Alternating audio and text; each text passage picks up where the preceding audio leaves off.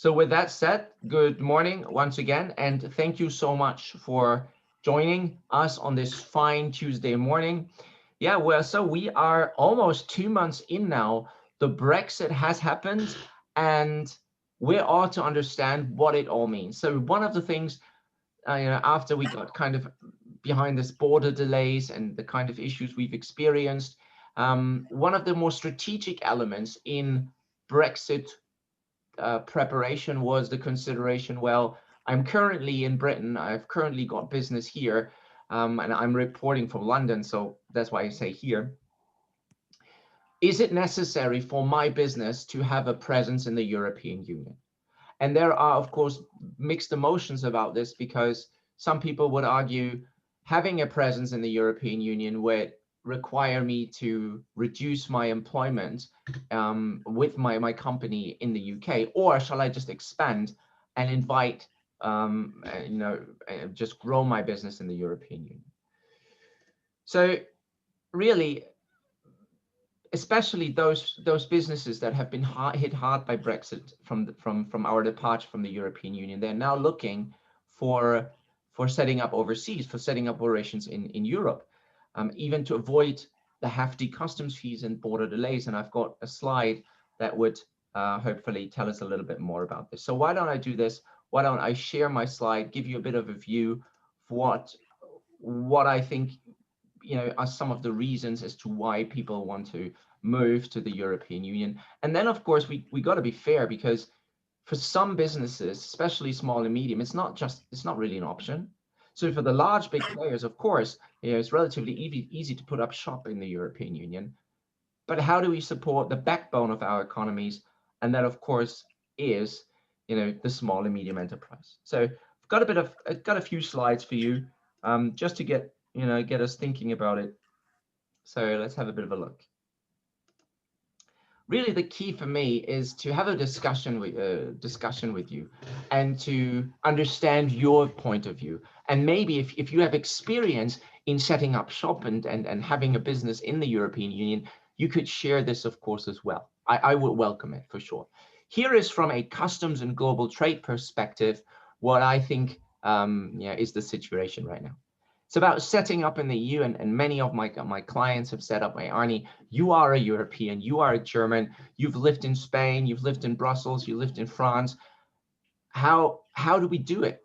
Like, we want to do it, but it seems to be quite difficult. So why would people want to consider now moving their business abroad to the European Union? Well, I don't think it's a surprise to anybody on the call that the withdrawal from the EU has meant, practically, for businesses trading with the EU, either in goods or in services, the removal of access to the EU single market and the customs union. And that, of course, doesn't mean just words. This actually has real implications, because it means if you're not in it, you're out of it. And that creates barriers to trade, and obviously cross-border exchanges are affected. So this meant sweeping changes, not only for businesses, but, as we would know if we would travel right now, also for us as citizens. It affects whether we want to go on holiday to a certain place or not. And it might bring about bureaucracy. It might bring about paperwork, costs, and these are unavoidable and broad and far-reaching. Well, when it says here, unavoidable, broad, and far-reaching, that is what it means. It literally means that. So given that I have copied this from the European Commission, and that was published in August, nobody can really be surprised now. That's why it's quite striking to me that some businesses are discovering this now. It literally says unavoidable, broad, and far-reaching, even with the UK-EU TCA in place. So this affects us as people, but also the goods that we send, and of course the services we send. And of course, from a customs point of view, and I am in global trade and customs, my company is based around supporting companies importing and exporting more effectively, efficiently, and compliantly.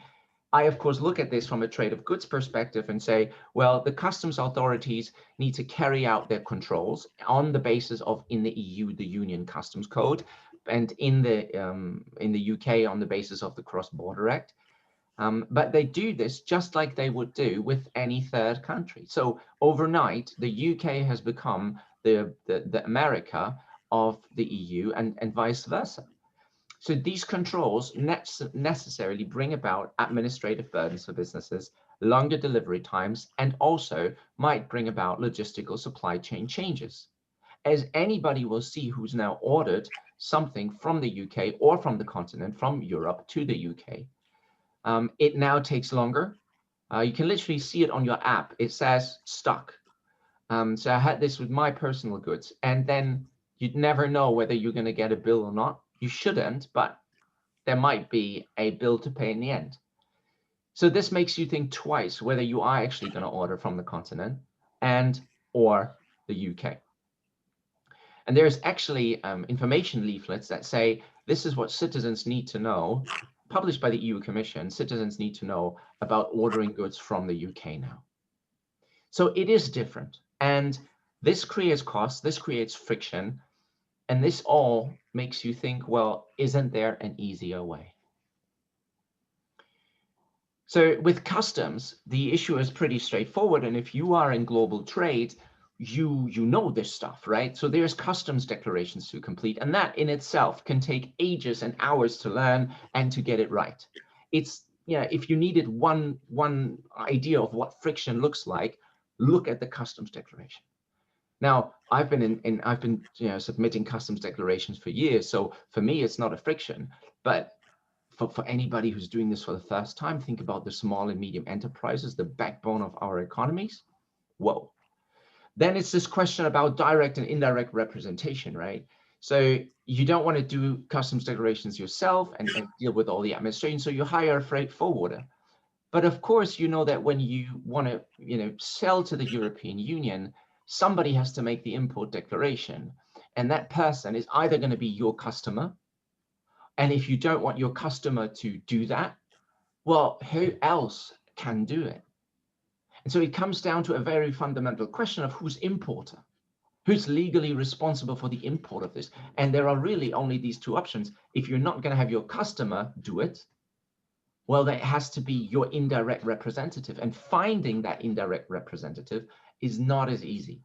And if you do have an indirect rep, somebody who is willing to take your responsibility, well, I'm afraid that'll cost you.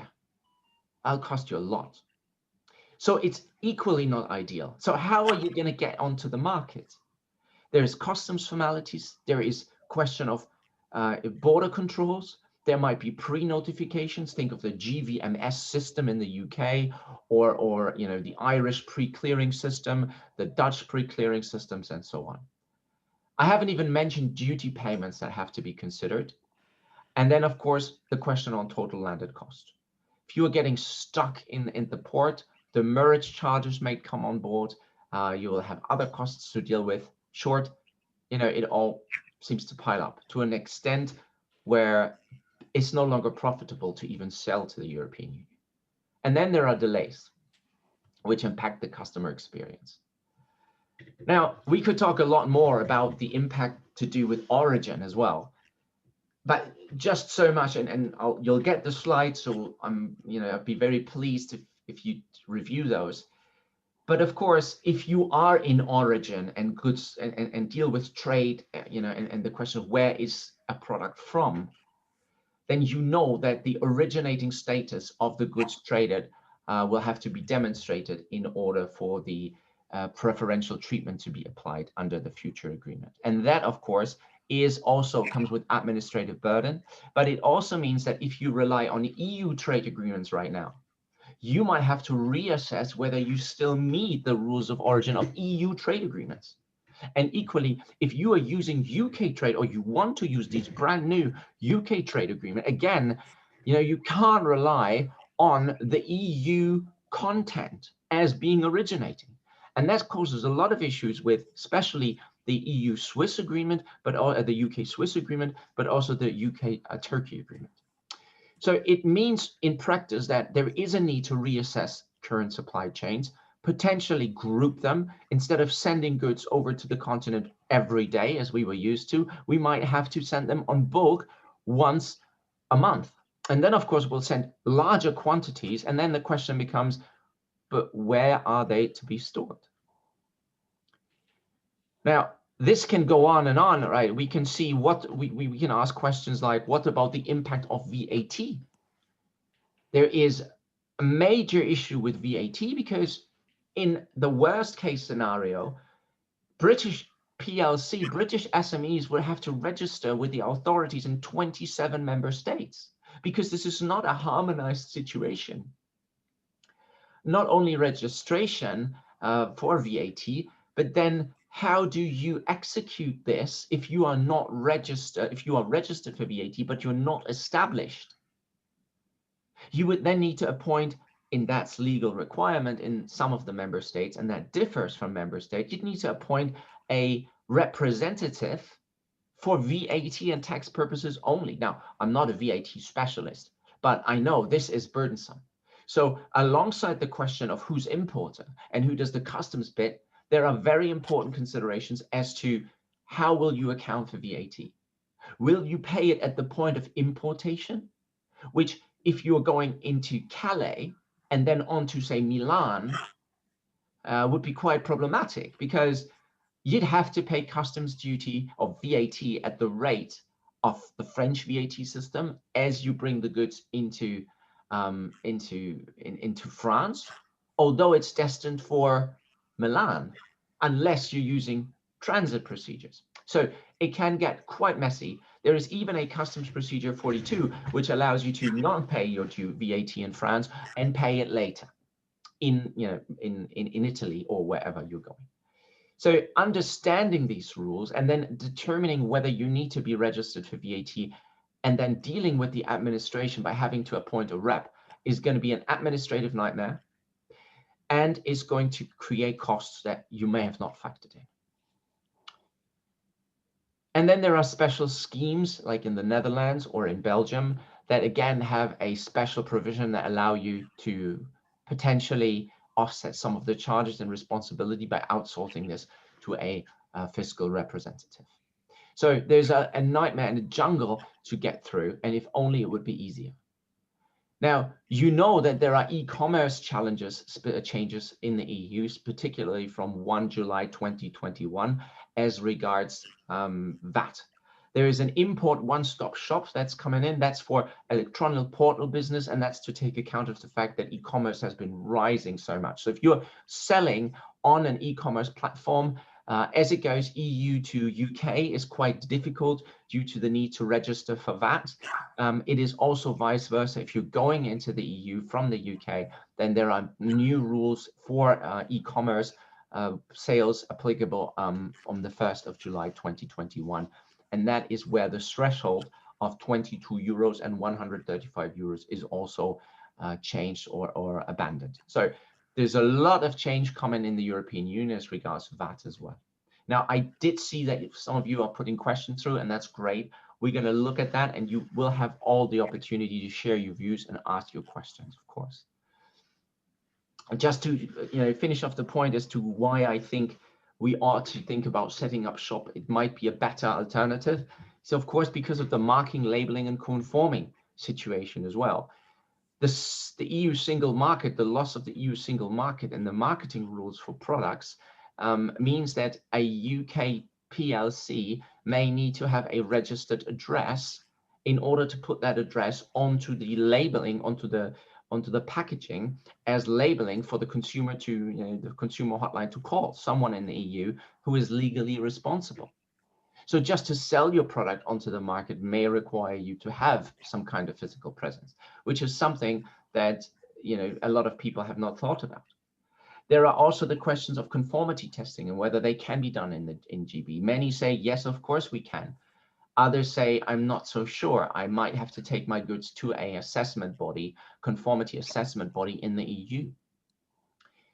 So, and then of course, there's the question of all the related rules and standards that you have to deal with to access the market. And that requires quite a lot of local knowledge and expertise in very specific field, from construction any product really that you might import might have to meet certain standards.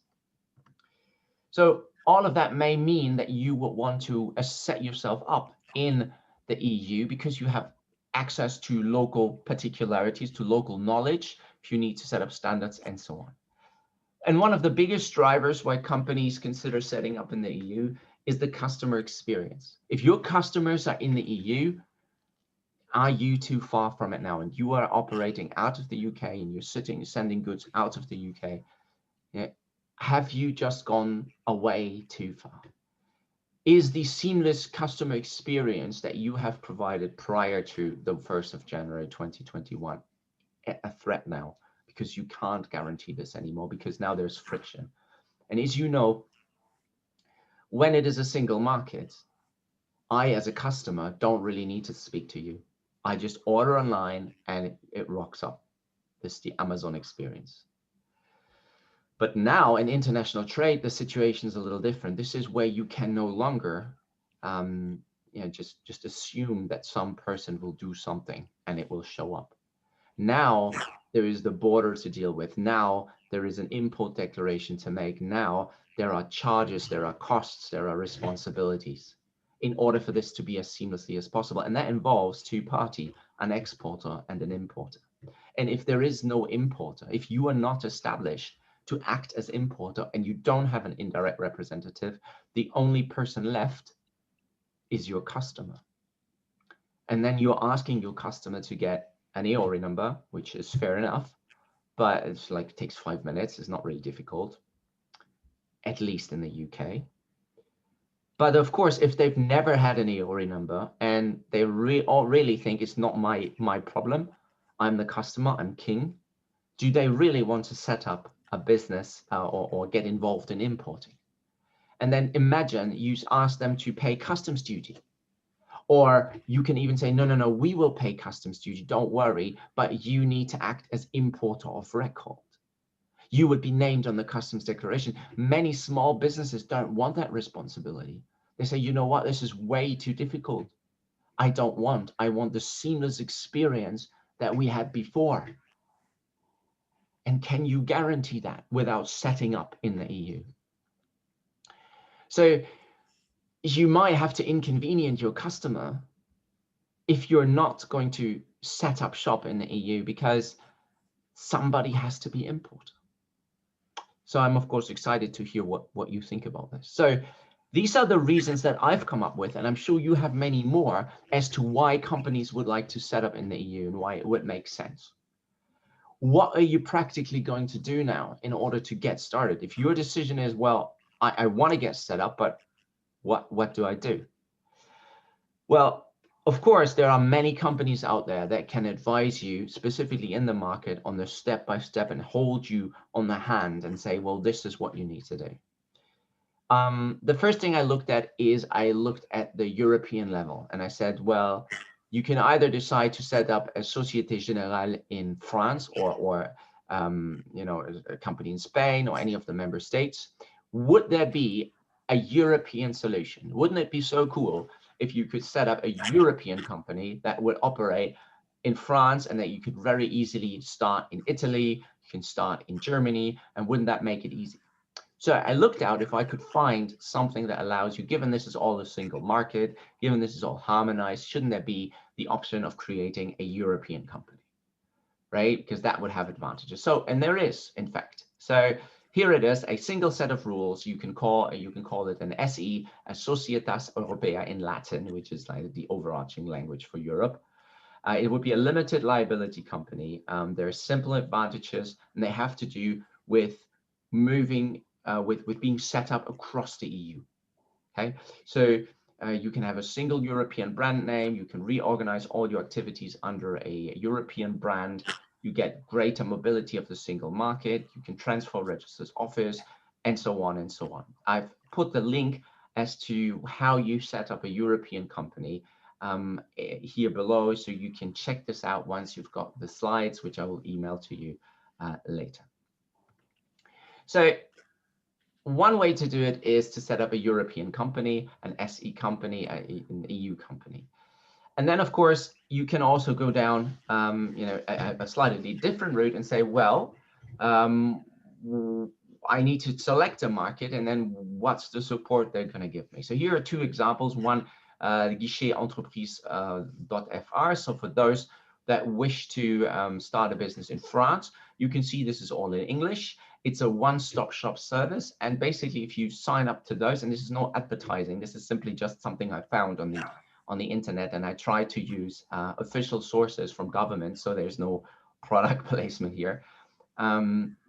This is one of the ways that you can do it. So there are these facilitators that help you. Here is an example of Austria, where it is explained in English how you set up. And from my research, I found that while the details may differ, the ideas are fundamentally the same. And of course, if you want to be the coolest ticket in town, then you will do what every cool entrepreneur does. And you go where? Which country do you go to set up? Not France, not Austria. The coolest country to set up is, of course, yes, is Estonia. Estonia is so small, it's already cool again. Estonia borders Russia. It borders, well, it doesn't really border Finland, but it's really high in the north, and it's beautiful. And it was the first country, I think they are behind Skype as well, so they're quite into the E kind of thing, to offer the e-residency, the the digital normand kind of thing, where you become an e-resident of Estonia and therefore of the European Union. And there, of course, you can start your EU company, and it is registered in the European Union, and everything runs smoothly online, and you manage your business online. So I thought that was pretty innovative and pretty cool, so I wanted to share it with you. Who would have thought Estonia is going to be the one, right?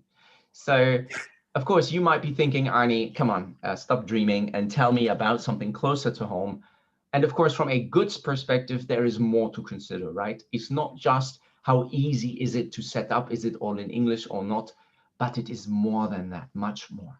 For example, proximity matters, closeness to my home market. And then, of course, availability of warehouses and ease of accessing customs procedures to store my goods. Because if I'm going to go down the route of not shipping every time there is an order, but consolidating and sending everything to the Netherlands, for example, or Belgium, I need a place to put it. And depending on your product, this might have special requirements, like temperature control or special transportation or storage. Overall, I looked into the example of setting up a Dutch company as well. And of course, there is much more detail to it, but just to show you how it works, some countries require you to be physically present, or at least have someone to sign on your behalf. So you would incorporate a Dutch BV at a public notary. You would also register at the Chamber of Commerce. So that's what you have to do in Germany as well. You'd be registering a VAT number. You'd be opening a bank account, all the stuff you do in the UK as well. You have to think about funding the BV in the Netherlands. You have to choose the right legal structure. So here you can have the business name that you need to choose, but also what kind of structure you want, how many shares you decide to have, who's going to be part of this. It's very standard stuff. Then once you've set all of this up, and again, there are many companies that can help you to do this, you then ask fundamental questions that are very relevant for trade in goods. For example, how do I get my EORI number, which you then might need. And what's interesting is you are now starting to have a collection of EORI numbers. When you are supposed to have only one, you might be having 5 now. You might have a GB EORI number, an XI EORI number, a Dutch EORI number for your UK non-established business, and a Dutch EORI number for your Netherlands established business.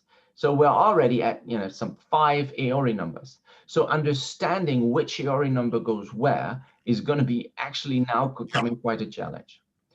You also need to find the freight forwarder, of course, a English-speaking freight forwarder who has good conditions that you are comfortable with.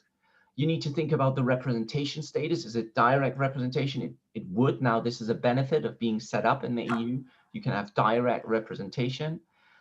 Think about the deferment account, how you're going to get that in the Netherlands. I already mentioned the warehouse, the space. Is that going to be close to where your goods would be arriving? Is this something that the freight forwarder can also offer? That would be helpful.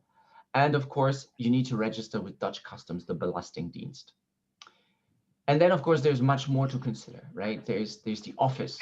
Right? Is it going to be a a simple address that you're going to have, or is it going to be a physical location? You're going to employ staff. What are the tasks of this staff? What about the impact on your UK business? And what about language barriers? What about access to talent? Now, I'm not going to go through every little bit here, but just to, obviously, I have to talk about Germany. Being a German myself, I have to tell you that it's a really good idea to establish in Germany. Hey, Germany is very nice. You should definitely do it. And I'm just going to check who might not be on mute. So I'm just going to mute everybody who's not on mute. There we go. Great. Okay, so yes, so I recommend, of course, that you set up in Germany because Germany is awesome. And as you would say, if you just go back one step, if the Dutch are doing 1, 2, 3, 4, 5 steps, you wouldn't expect the Germans to do anything less but 20 steps, right? So if you needed any more detail on how it works in Germany, then you can have an idea of how you set up a company in Germany in 20 steps. You will see that the fundamentals are still the same. So it is about location, isn't it? It's about not only how closely am I to the UK, but also how close am I to my customers? Now that's a big consideration. It's also, how do I have access to the routes that I need? Do I have ease of access? Do I have an access to a talent pool? You can also, of course, say, well, I ought to really go where the language is. So I'm going to set a business up in Ireland, but I'm going to have my warehouse in the Netherlands. That is even more complicated now, because now you might need to have 2 businesses. Or if you're not going to have a warehouse, you might very well hire a warehouse. So you set up a company in Ireland, you get your Irish contacts, and then they have some space that you can hire, say in Belgium or so on. Remember that you need to be close to the customers. You need ease of access to the goods. You need access to a talent pool that is willing to work on customs matters. And of course, one thing we often forget is how good is the customs to support you with the various customs processes that you need. How easy can you access the e-customs system to file your declarations in the Netherlands or in Belgium or in Luxembourg or where not? Also, how easy is it for you to get authorizations and simplifications? You need, if you are in the UK and you're operating CFSP, so the simplification system, or you're using things like ADA or simplified frontier declarations, what is the equivalent in the Netherlands and in Germany, and will you be able to get access to that? So friendliness with customs is actually quite important.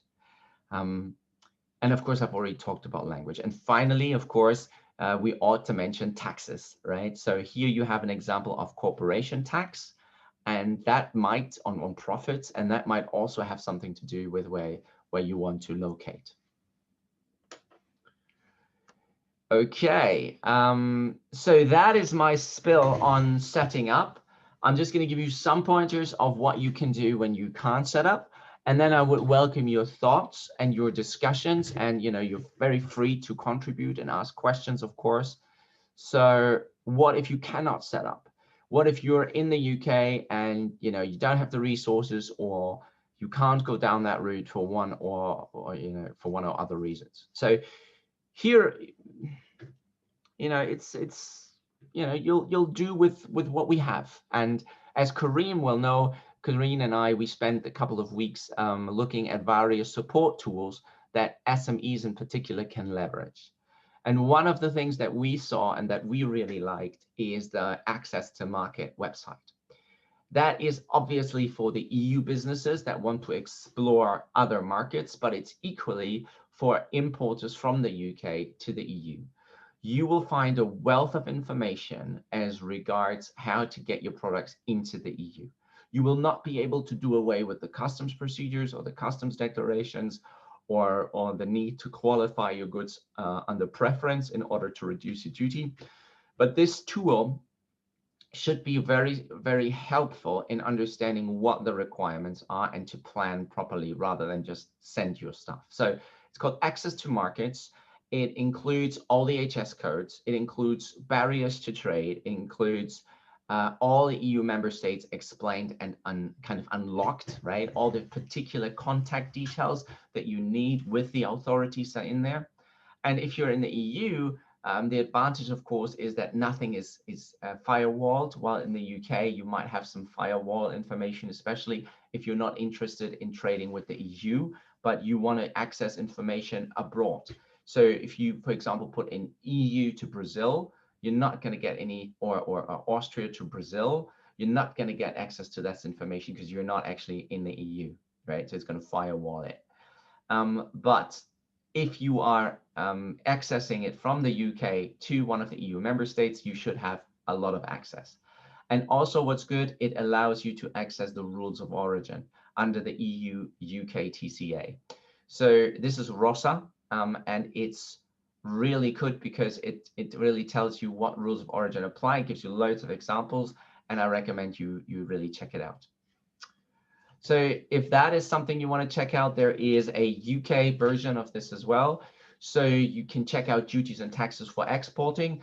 And again, Corinne and I have sat down and made a video on it. So we'd love you to check it out. And again, here is the link below. And this is also really, really cool because it has a long list of all the things that you need to consider. So you can really work through this. So if you're not going to set up in the EU, then there are all of these things to consider. And once you worked it through in detail, you understand it and it doesn't need to be done again. You work through it, you incorporate it into your processes and procedures as appropriate to the goods you sell, to the money you're making, and to the size of your company and the capabilities and availabilities of staff to do this. And you should be fine. You know, it takes a bit of time to get used to it, but you'll be there. So that's it. There are other ways you can help yourself. So you can look at exporting is great, for example. There are a lot of opportunities even abroad, not in the European Union, but if you're not going to set up in Europe, then there is the Department of International Trade, which has export opportunities. And what's good about this website is it helps you by giving you guidance on matters other than customs. So here it is about corporate tax, about standards as well. It's about labeling, it's about trade barriers, and it's about operating in Belgium. And it gives you it tells you about business culture, payment terms, intellectual property, and all of that good stuff. So if you're going into a market, definitely exporting is great. What you want to check out. And here I just gave you a bit of an example to check for barriers of trade. So if you're thinking about setting up in France, you may need to know about this labeling provision here, that you might need to provide this information in French, which is going to be a bit of a problem eventually, or possibly. And then if you were dealing with the Polish railway market, then there are also quite significant challenges to overcome. So just to show you that there's support that the UK government provides in case you're not going to set up and you still want to leverage opportunities in Europe. So concluding, and that brings us then to the open debate and the discussion. If you'd like to take part, setting up in the EU is a real possibility that should be explored. It is not as difficult as you may think. However, it does require planning, and you do need someone to take charge and possibly travel to Europe, which is probably going to be a bit of a challenge at the moment. The process is different in every country, but follows the same principle. You can establish a European company, and that would ease the process of setting up in different member states. And I've put a blog entry on this slide. There are a multitude of decisions that need to be carefully considered, whether it is where do I set up location-wise, as to how close can I be to my customer, what is going to be the customer experience that I am interested in. Do I want it as seamless as possible, or will I be okay with having my customer be importer and therefore, helping to solve the puzzle? Obviously, there's a trade-off, right? If you're going to create the seamless experience for your customer, then you might need to have no choice but to set up, because then you can give your VAT number on the invoice, and that allows them to zero rate or to take your VAT and charge it to them. And therefore, they wouldn't be hit with the VAT charge. If you're not doing that, then they might be hit with the VAT and they can't recover it, which is a bummer. And then, of course, there's customs duty. If you're going to be set up, then you could be the importer of record. So any customs duty would go to you. And also the import process would be something that you deal with rather than your customer. So the seamless experience really continues as if nothing happened, really only if you've set up in the EU. There is, of course, wide-ranging support available. Every member state has their own portal. Some are more business-friendly than others. So I recommend that you carry out a benchmark kind of internal study that says, this is what's really important. Now rate this for me, and then I'll sum up the numbers and see which country comes up on top. And if you can't set up in the European Union, then there are support tools that might help you to manage and navigate through this new business relationship. I've written an article of this in the business magazine, so if you'd like to check it out, then you can click on the link below once you get the slides. Now, that is really all I have. If you want to discuss this more and also offline of this webinar, then here are the contact details. If you want to get in touch, it would always be great to obviously hear from you. Okay, well, that's me done. So I'm going to stop the presentation, and I'm really interested to hear your views. I think there are quite a few chats that have already come in. So why don't I start with those? So rather than laying them out, you can obviously see them. But Tim, you had kind of the first question. You are asking about the figure of the fiscal representatives. Do you want to elaborate a little bit on what your view is on the whole setting up in Europe? Okay. Hello, Arne, can you hear me? Yes. Okay, that's good. Yeah, no, the fiscal representative figure, that was something, from my experience many, many years ago, was something that was used by businesses outside of the European Union to operate here. And they basically set up a registered tax number in line with what you were presenting, I guess, and having that person responsible before the authorities, so the authorities could collect their money, was fine. So they set up an arrangement whereby the fiscal VAT number was associated with the tax number of the principal company, and therefore the funds were paid through that. That, as I say, was many years back. I think it is still a valid option, but it may have evolved somewhat since then. Yes, and of course, this is a very useful example, and this is the way to go if you are, if you're not going to get set up by yourself, then you may have to go down this route, simply because there's no one else to manage your tax affairs. If you're not set up in the European Union, then there's really no other way. Absolutely. And then, of course, there is, as you mentioned, the whole VAT scenario. I mean, the VAT liability in Europe is rather complex, to be quite honest. And it's certainly bigger companies and corporations probably have the resources to handle that. But I'm not sure that the small or medium-sized companies would be able to even comprehend that. Exactly. Very good point. Okay, great. Well, thank you, Tim, for this contribution. Milan was also on the go. Milan, would you? So your comment is about this being quite complex, and there is a procedure 42, and they don't want to do it because they have suspicions with complication, even customs agents. Milan, I don't want to put you on the spot, but do you want to explain a little bit what this procedure 42 is in your experience, and or what you experience with the Brexit and setting up in the EU? Yes, absolutely. So what our issue was, especially in the beginning, that most of our customers were asking for transit shipping, and as our agents advised, it took them sometimes 8 to 9 hours to produce just one transit document, and this caused significant delays, not just because the drivers had to collect their transit documents, had to present the cargo at the inland border facilities, but also because it took so long to produce the documents. We were trying to figure out alternative ways how we can somehow release the goods into free circulation as soon as possible at the border, so we wouldn't need to use the transit procedures. Because although I know transit is a sort of simplification, but because of these difficulties,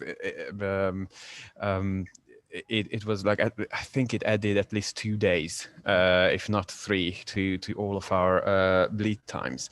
So and then one of our agents advised this procedure 42, that we can do this VAT deferral, that we would use the EORI number because we successfully requested a French EORI number. We have a fiscal representative in France. We thankfully have a subsidiary, and we would defer then the VAT to destination country, which sounded like a wonderful idea.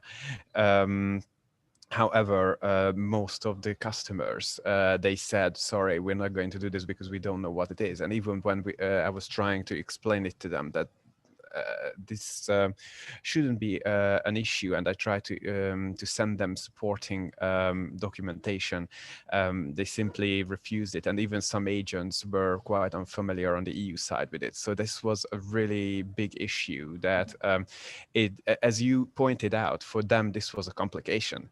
So this was an inconvenience for them, and not necessarily because the procedure would have been complex, but because this was something new and it was something really unexpected for them, and they expected us to provide the transit, not even mentioning that the office of destination and providing an agent to discharge, that was again a very big struggle. So so yeah, definitely for us, setting up an EU office, and for example in France, and just release the goods into free circulation and send it towards a customer, that is something would be a significant advantage to be competitive, naturally considering all the costs around it. But also I would have a question, because we are an AEOF trader here in the UK. We have this certification, and I do know that the EU UK TCA provides that the EU is mutually recognized in the EU, and they on several occasions EU provides kind of an easier way to apply for certain authorizations.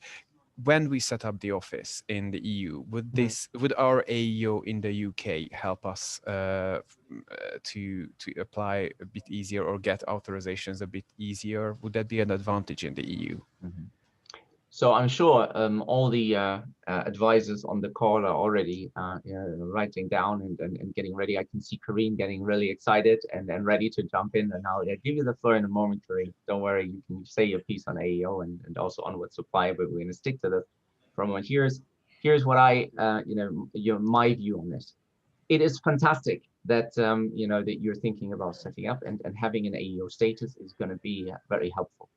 My view is this. And I have this because I think I know this because I am currently advising EU AEOs that say, well, then it's all good for me, because can I use my EU AEO authorization to get a better deal with the UK authorities on deferment account and on reduction of guarantees and things, 30% only instead of 100%. Yep. And I say, well, it's great in theory, and you're thinking of the EU-UK TCA, that's going to be mutually recognized, but what you're recognizing is the EU company as secure.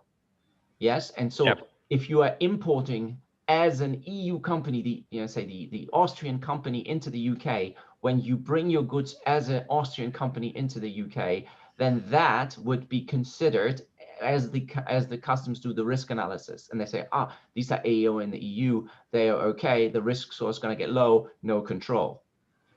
But that would not necessarily work with the UK sister company that you have just formed, because it's its own entity and it hasn't been around for long, and therefore it would be a complete new AEO application. So my view is that while it can't hurt to be AEO in the UK, while it's recognized when you are importing and exporting, I would think that you would make a separate declaration application in France, and maybe they could consider the fact that you have experience and knowledge positively to grant you AEO relatively fast. Yep. But I wouldn't think that you could say, well, I'm AEO in the UK, so therefore in France, with my new company that I've just created, grant me all the simplifications right away.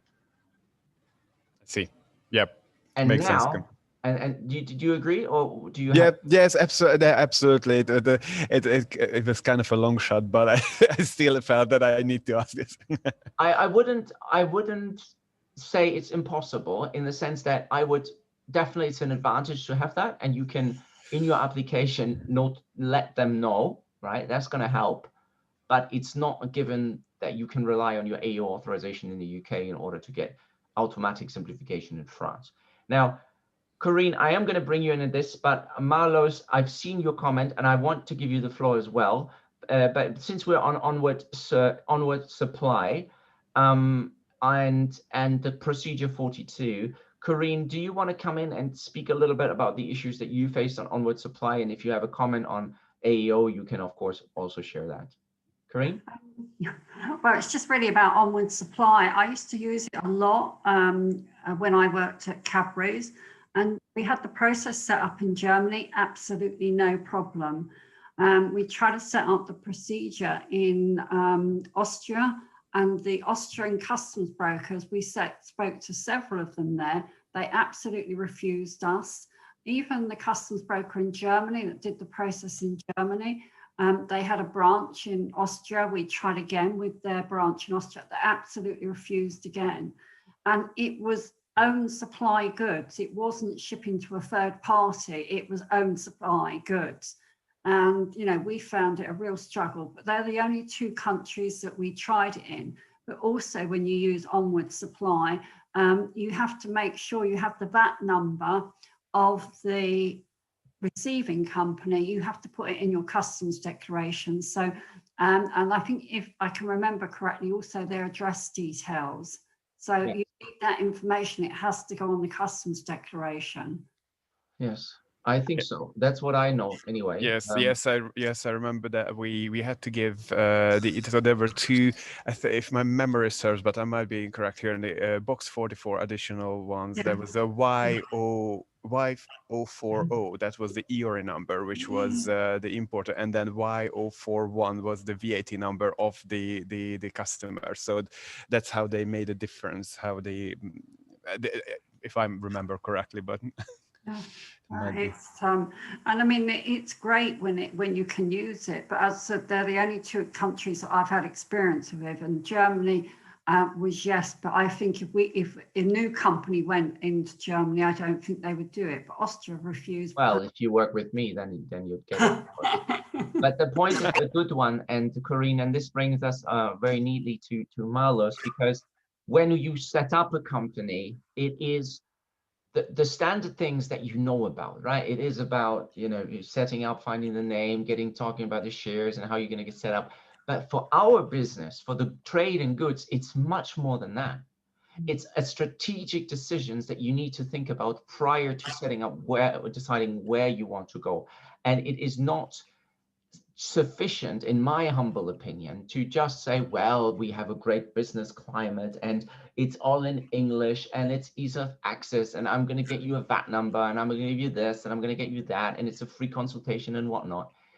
The difference is if you really take time to understand our business and the need to unravel the complex world of global trade, of VAT, of customs declarations, of the need to put what into what declaration.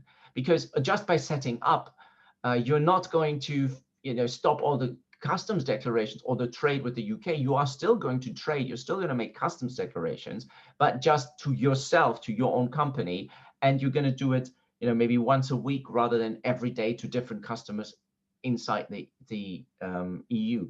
So an advisor who can help me set up in the Netherlands, for example, would need to go beyond saying, here I can help you with setup, but I would look for someone to say, do you know what? I will help you register with the Dutch customs as well. I will figure out what the VAT provisions are, all of that good stuff. So Maulus, if you want to take the floor, no sales pitch though, promise, please, and tell us a little bit about the experience in setting up in the Netherlands.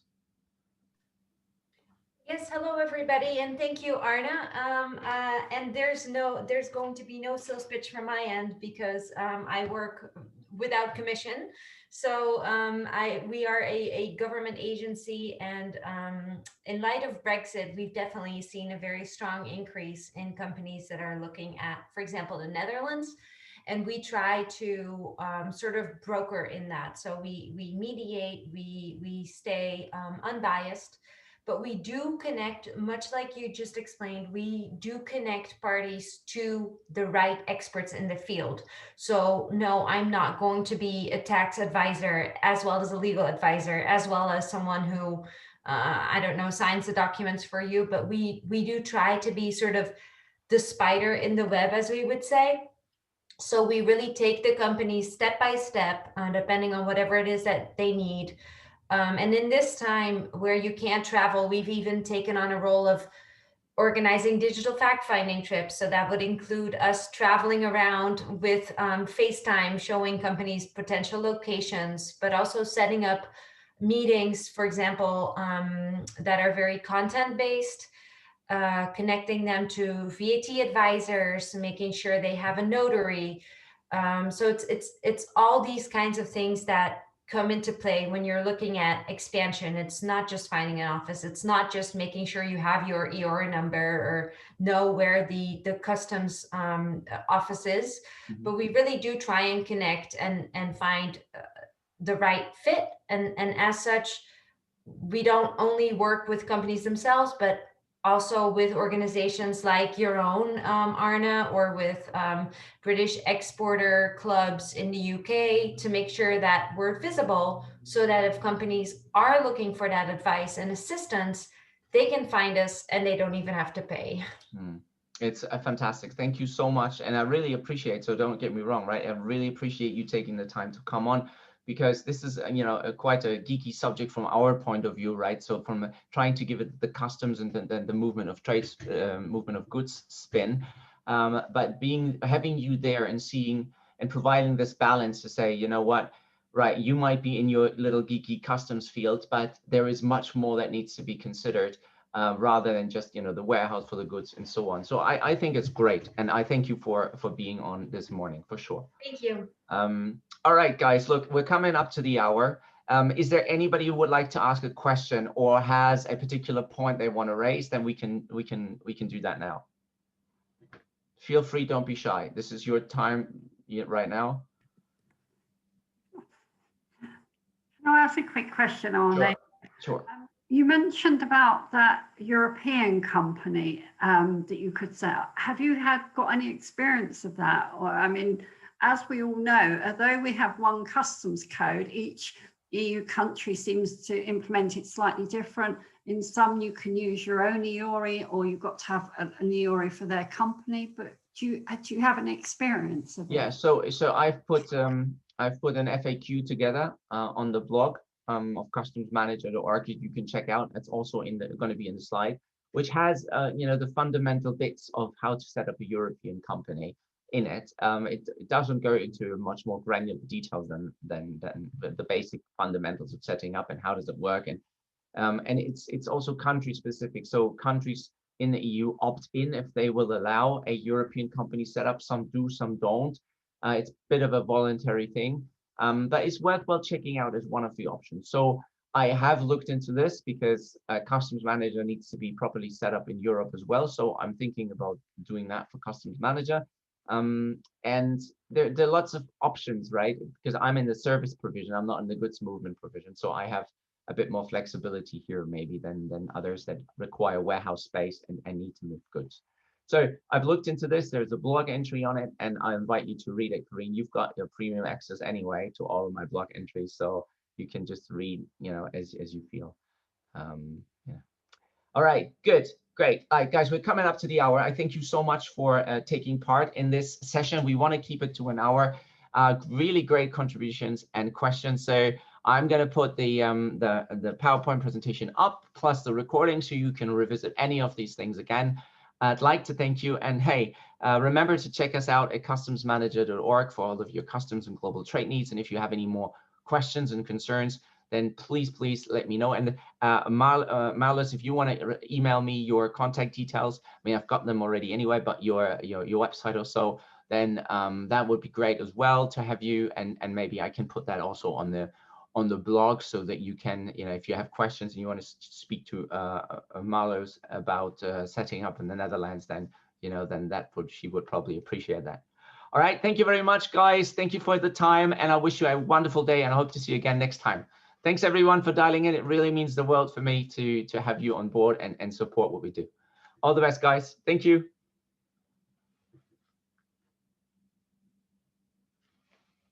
Thanks, guys.